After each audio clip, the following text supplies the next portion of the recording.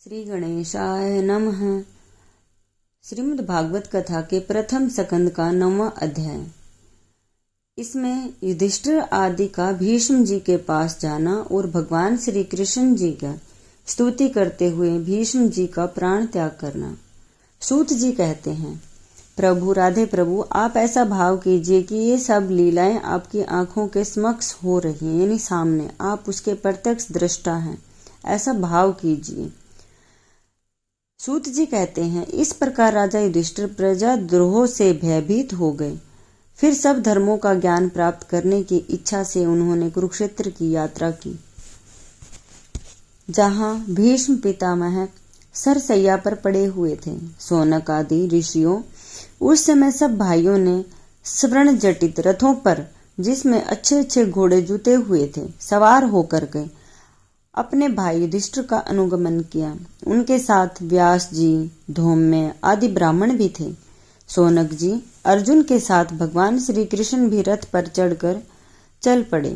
उन सब भाइयों के साथ महाराज युधिष्ठिर की ऐसी शोभा हुई मानो यक्षों से घिरे हुए स्वयं कुबेर जी जा रहे हों। अपने अनुचरों और भगवान श्री कृष्ण के साथ वहां जाकर पांडवों ने देखा कि भीष्म पितामह स्वर्ग से गिरे हुए देवताओं के समान पृथ्वी पर पड़े हुए हैं। उन लोगों ने उन्हें प्रणाम किया। शौनक जी उसी समय भरतवंशियों के गौरवपूर्ण भीष्म पितामह को देखने के लिए सभी ब्रह्म ऋषि, देव ऋषि और राज ऋषि वहां आए।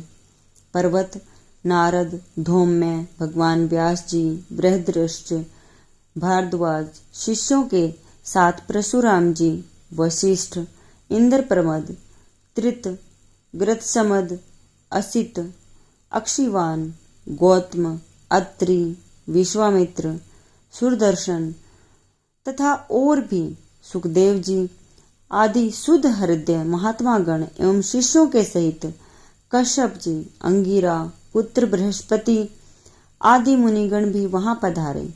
भीष्म पितामह धर्म को और देश काल के विभाग को, कहाँ किस समय क्या करना चाहिए, इस बात को जानते थे। उन्होंने उन बड़भागी ऋषियों को सम्मिलित हुआ देखकर उनका यथा योग्य सत्कार किया। वे भगवान श्री कृष्ण का प्रभाव भी जानते थे, अतः उन्होंने अपनी लीला से मनुष्य का वेश धारण करके वहां बैठे हुए तथा जगदीश्वर के रूप में हृदय में विराजमान भगवान श्री कृष्ण की बाहर और भीतर दोनों तरह से, दोनों जगह से पूजा की। पांडव बड़े विनय और प्रेम के साथ भीष्म पितामह के पास बैठ गए। उन्हें देख करके भीष्म पितामह की आंखें प्रेम के आंसुओं से भर गई। उन्होंने उनसे कहा, धर्मपुत्रों, हाय हाय, यह बड़े कष्ट और अन्याय की बात है कि तुम लोगों को ब्राह्मण धर्म और भगवान के आश्रित रहने पर भी इतने कष्ट के साथ जीना पड़ा, जिसके तुम कदापि योग्य नहीं थे। अतिरथी पांडु की मृत्यु के समय तुम्हारी अवस्था बहुत छोटी थी। उन दिनों तुम लोगों के लिए कुंती रानी को और साथ साथ तुम्हें भी बार बार बहुत से कष्ट झेलने पड़े, तकलीफ झेलनी पड़ी, दुख झेलना पड़ा। जिस प्रकार बादल वायु के वश में रहते हैं, वैसे ही लोकपालों के सहित सारा संसार काल भगवान के अधीन है। मैं समझता हूँ कि तुम लोगों के जीवन में ये जो अप्रिय घटनाएं घटित हुई हैं, वे सब उन्हीं की लीला का एक भाग है। नहीं तो जहाँ साक्षात धर्मपुत्र राजा युधिष्ठिर हों, गदाधारी भीमसेन और धनुर्धारी अर्जुन रक्षा का काम कर रहे हों, गांडीव धनुष हो और स्वयं श्री कृष्ण सुहृदय हों, भला वहां भी विपत्ति की संभावना हो सकती है। ये काल रूप श्री कृष्ण जी कब क्या करना चाहते हैं, इस बात को कोई भी नहीं जानता। बड़े बड़े ज्ञानी भी, जिनकी बुद्धि चकरा जाती है, इसे जानने की इच्छा करके मोहित हो जाते हैं। युधिष्ठिर, संसार की ये सब घटनाएं ईश्वरीय इच्छा के अधीन हैं। उसी का अनुसरण करके तुम इस अनाथ प्रजा का पालन करो, क्योंकि अब तुम ही इसके स्वामी और इसे पालन करने में समर्थ हो। ये श्री कृष्ण साक्षात भगवान हैं। ये सबके आदि कारण और परम पुरुष नारायण हैं। अपनी माया से लोगों को मोहित करते हुए ये यदुवंशियों में छिपकर लीला कर रहे हैं। इनका प्रभाव अत्यंत गूढ़ और रहस्यमय है। युधिष्ठिर, उसे भगवान शंकर, देवऋषि नारद और स्वयं भगवान कपिल ही जानते हैं, जिन्हें तुम मेरा अपना या मेरा अपना ममेरा भाई, फिर मित्र और सबसे बड़ा हितैषी मानते हो, तथा जिन्हें तुमसे प्रेमवश अपना मंत्री, दूत और सारथी तक बनाने में संकोच नहीं किया है, जिन्हें वे स्वयं परमात्मा ही हैं, यानी भगवान श्री कृष्ण के बारे में बताया है। वे स्वयं परमात्मा है, पर ब्रह्म है। इन सर्वात्मा, समदर्शी, अद्वितीय, अहंकार रहित और निष्पाप परमात्मा में उन ऊंचे नीचे कार्यों के कारण कभी किसी प्रकार की विषमता नहीं होती। युधिष्ठिर, इस प्रकार सर्वत्र सम होने पर भी देखो तो सही, वे अपने अन्य प्रेमी भक्तों पर कितनी कृपा करते हैं। यही कारण है कि ऐसे समय में, जबकि मैं अपने प्राणों का त्याग करने जा रहा हूं, इन भगवान श्री कृष्ण ने मुझे साक्षात दर्शन दिए हैं। भगवत परायण योगी पुरुष भक्ति भाव से इनमें अपना मन लगाकर और वाणी से इनके नाम का कीर्तन करते हुए शरीर का त्याग करते हैं और कामनाओं से तथा कर्म के बंधन से छूट जाते हैं। वे ही देव भगवान अपने प्रसन्न हास्य और रक्त कमल के समान अरुण नेत्रों से उल्लसित मुख वाले चतुर्भुज रूप से, जिसका और लोगों को केवल ध्यान में दर्शन होता है, तब तक यहीं स्थित रहकर प्रतीक्षा करें, जब तक मैं इस शरीर का त्याग न कर दूं। भीष्म पितामह कह रहे हैं, भगवान से प्रार्थना कर रहे हैं कि जब तक मैं अपने शरीर का त्याग न कर दूं, आप मेरे सामने ही रहें और प्रतीक्षा करें यहीं पर। सूत जी कहते हैं, युधिष्ठिर ने उनकी इस बात को सुन करके सरसैया पर सोए हुए भीष्म पितामह से बहुत से ऋषियों के सामने ही नाना प्रकार के धर्मों के संबंध में अनेकों रहस्य पूछे। तब तत्ववेता भीष्म पितामह ने वर्ण और आश्रम के अनुसार पुरुष के स्वाभाविक धर्म और वैराग्य तथा राग के विभिन्न कारण रूप बतलाए। निवृत्ति और प्रवृत्ति रूप द्विविध धर्म, दान धर्म, राज धर्म, मोक्ष धर्म, स्त्री धर्म और भगवत धर्म, इन सब का अलग अलग संक्षेप और विस्तार से वर्णन किया। सोनक जी, इनके साथ ही धर्म, अर्थ, काम और मोक्ष, इन चारों पुरुषार्थों का तथा इनकी प्राप्ति के साधनों का अनेकों उपाख्यान और इतिहास सुनाते हुए विभागस्य वर्णन किया। भीष्म पितामह इस प्रकार धर्म का प्रवचन कर ही रहे थे कि वह उत्तरायण का समय आ पहुंचा, जिसे मृत्यु को अपने अधीन कर रखने वाले भगवत परायण योगी लोग चाहा करते हैं। उसी समय हजारों रथियों के नेता भीष्म पितामह ने वाणी का संयम करके मन को सब ओर से हटाकर अपने सामने स्थित आदि पुरुष योगी योगेश्वर भगवान श्री कृष्ण में लगा दिया। भगवान श्री कृष्ण के सुंदर चतुर्भुज विग्रह पर उस समय पीताम्बर फहरा रहा था। भीष्म जी की आंखें उसी पर एकटक लग गई। उनको शस्त्रों की चोट से जो पीड़ा हो रही थी, वह तो भगवान के दर्शन मात्र से ही तुरंत दूर हो गई, तथा भगवान की विशुद्ध धारणा से उनके जो कुछ अशेष अशुभ शेष रह गए थे, वे सभी नष्ट हो गए। अब शरीर छोड़ने के समय उन्होंने अपनी समस्त इंद्रियों के वृत्ति विलास को रोक दिया और बड़े प्रेम से भगवान की स्तुति की। भीष्म जी ने कहा, अब मृत्यु के समय मैं अपनी यह जो बुद्धि है, जो अनेक प्रकार के साधनों का अनुष्ठान करने से अत्यंत शुद्ध और कामना रहित हो गई है, यदुवंश शिरोमणि अनंत भगवान श्री कृष्ण के चरणों में समर्पित करता हूँ। हे प्रभु, आप मेरी इस बुद्धि को स्वीकार करें, जो सदा सर्वदा अपने आनंदमय स्वरूप में स्थित रहते हुए ही कभी विहार करने की, लीला करने की इच्छा से प्रकृति को स्वीकार कर लेते हैं, जिससे यह सृष्टि परंपरा चलती है।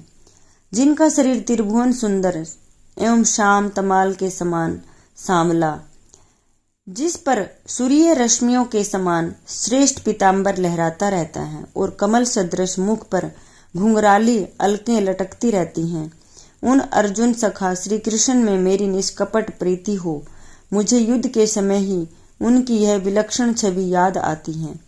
उनके मुख पर लहराते हुए घुंघराले बाल घोड़ों की टाप की धूल से मटमैले हो गए थे और पसीने की छोटी छोटी बूंदें शोभायमान हो रही थी। मैं अपने तीखे बाणों से उनकी त्वचा को बींध रहा था।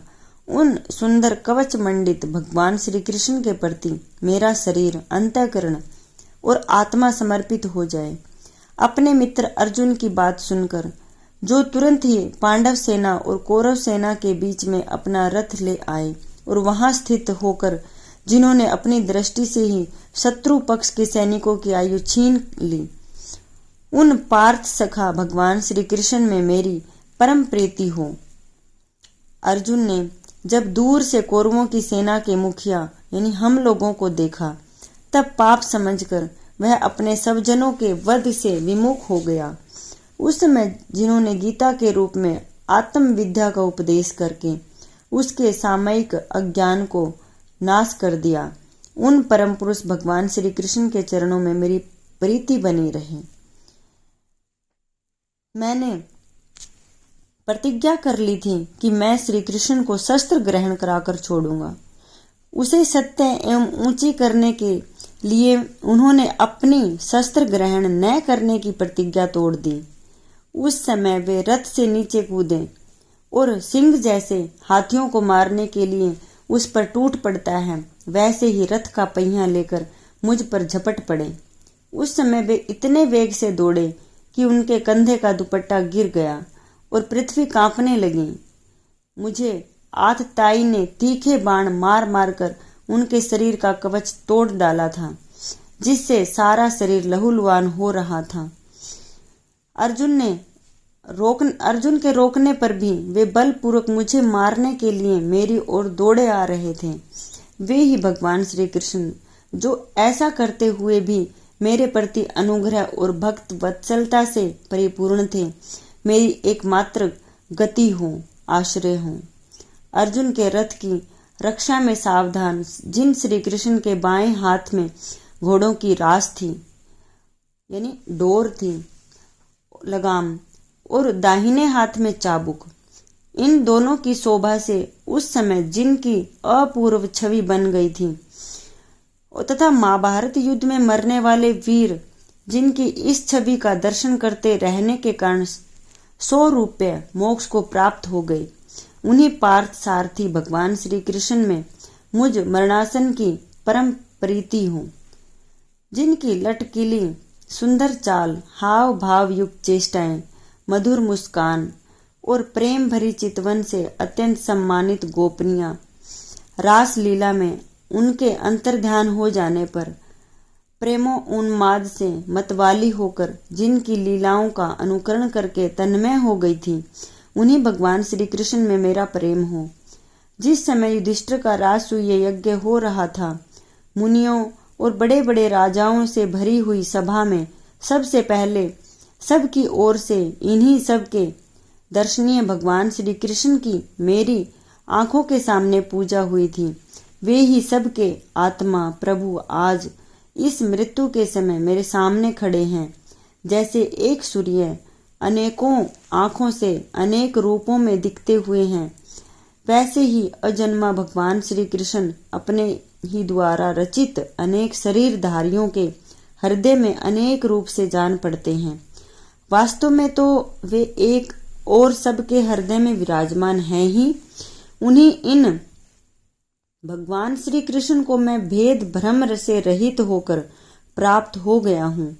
सूत जी कहते हैं, इस प्रकार भीष्म पितामह ने मन, वाणी और दृष्टि की वृत्तियों से आत्म स्वरूप भगवान श्री कृष्ण में अपने आप को लीन कर दिया। उनके प्राण वहीं विलीन हो गए और वे शांत हो गए।